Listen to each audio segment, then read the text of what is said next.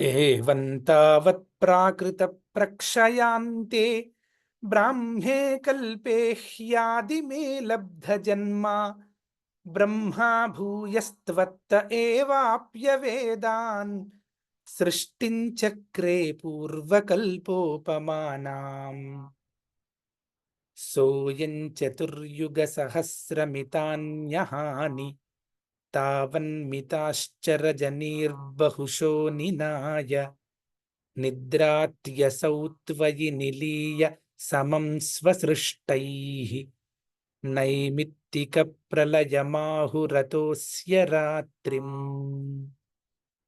अस्मादृशां पुनरहर्मुखकृत्य तुल्याम् सृष्टिं करोत्यनुदिनं स भवत्प्रसादात् प्राग्ब्राह्मकल्पजनुषाञ्च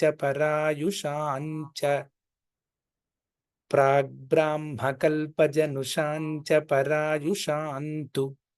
सुप्तप्रबोधनसमास्ति तदापि सृष्टिः पञ्चाशदब्दमधुना स्ववयोर्धरूपमेकं परार्धमतिवृत्य हि वर्ततेऽसौ तत्रान्त्यरात्रिजनितान् कथयामि भूमन्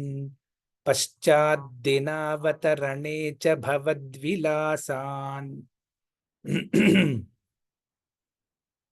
दिनावसानेऽथ सरोजयोनिः सुषुप्तिकामस्त्वयि सन्निलिल्ये जगन्ति च त्वज्जठरं समीयुस्तदेदमेकार्णवमास विश्वम् तवैव वेशे फणिराजिशेषे जलैकशेषे भुवने स्म शेषे आनन्दसान्द्रानुभवस्वरूपस्वयोगनिद्रा परिमुद्रितात्मा कालाक्ष्यशक्तिं प्रलयावसाने प्रबोधयेत्यादिशता किलादौ त्वया प्रसुप्तं परिसुप्तशक्तिव्रजेन तत्राखिलजीवधाम्ना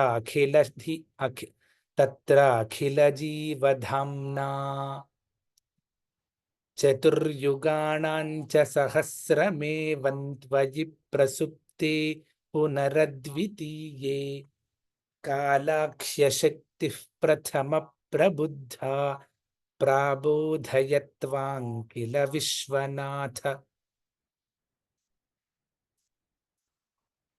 विबुध्य च त्वञ्जलगर्भशायन् विलोक्य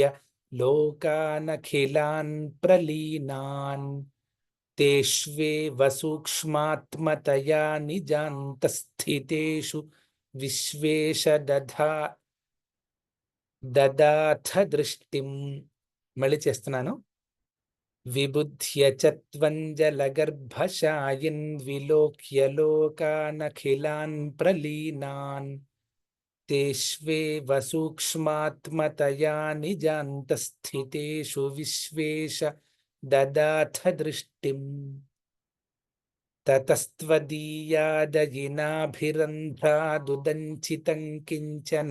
दिव्यपद्मं निलीननिःशेषपदार्थमाला संक्षेपरूपं मुकुलायमानम्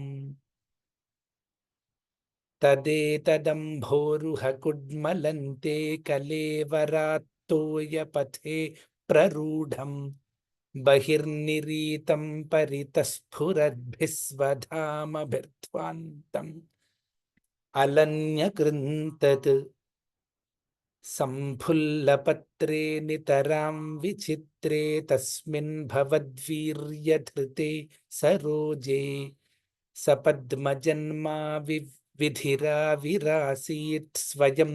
प्रबुद्धाखिलवेदराशिः अस्मिन् परात्मन्ननुपाद्मकल्पे त्वमित्थमुत्थापित पद्मयोनिः अनन्तभूमाममरोगराशीन्निरुन्धि वातालयवास विष्णो हरिः ॐ तत्सत्।